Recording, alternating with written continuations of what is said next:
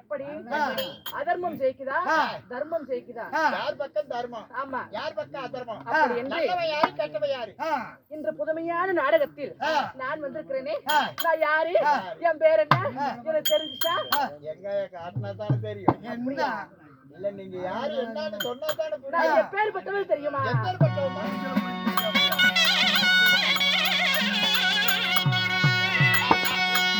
அம்மா என் பெருமைக்காக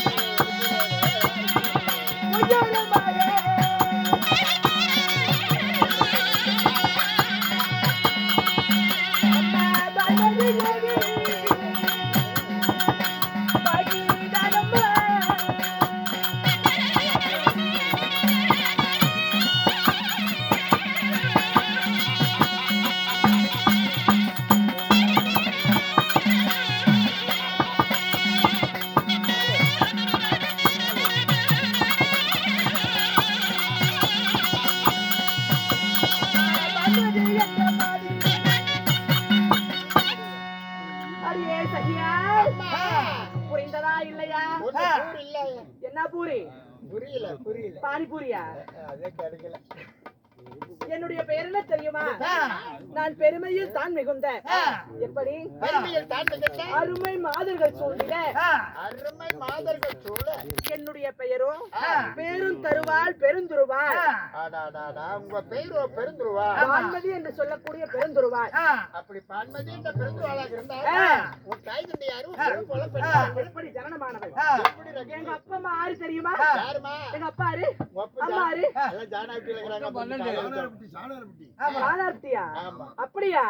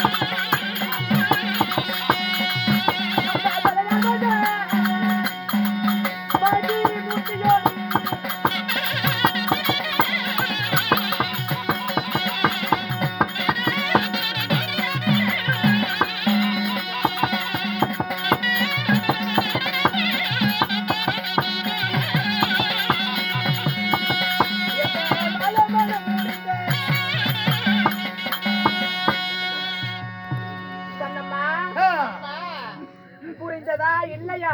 புரியலையா? தெரிந்ததா இல்லையா? தெரியலையா? எல்லாம் ஜலகட்டி மறுத்து மாதிரியே அப்படியா 10 மாதம் 300 நாள் 3000 தசம நாடிகள் என்னை தோல் நடுங்க துறை நடங்க என்னை ராரி ராரி என்று டெம்போ டெம்போ என்று தூரி தூரின்னு அட தூரி தூரா தூர தூர கம்ம சொல்றே ஐயா ஐயா என்ன பாசது இதெல்லாம் ரோபல் பெட்டர் அப்படியா என்னை பெற்றெடுத்து என் தந்தையார் பெயரோ வடமதுரை ஜெகபரிபாலத்தோடு ஆட்சி செய்து வரக்கூடிய எங்க அப்பாதான் பலராம மூர்த்தி. பலராம மூர்த்தி. ஆமா. தாயி என்னுடைய தாயார் பெயரோ ரேவதி அம்மையார். ரேவதிக்கும் மகளாக பிறந்து எனக்கு ஆயிடுச்சுனா ஐயோ ஆயிப்போச்சு. ஆயிப்போச்சா கழுவிட்டு வா. என்னது ஆயிப்போச்சுங்கிற அட மானகட்டு புண்டுவாயில உள்ள மேல சீரை தூக்கி போட்டுட்டேன். நீ எத்தனை தவா புண்டவாயானாலும் எனக்கு கோவம். என் வீட்டுக்காரி கூட சொல்லுவேன் கோபிக்கிறது. விளக்க மாத்திரை அடிச்சு போடுவேன். நான் இது வரைக்கும் விளக்க மாத்திரை எத்தனை கழுவிட்டு அடி வாங்கிருக்கேன். விளக்க மாத்திரை அடி வாங்கிட்டு கோழி பீ கூட்டுல மாத்திரை அடி வாங்கிட்டு வந்தேன்னா எப்படினாலும் ஒரு ₹1 கோடி சம்பாதிச்சு போடுவேன். விளக்க மாத்திரை அப்படி என்ன புண்ணியம் இருக்குது?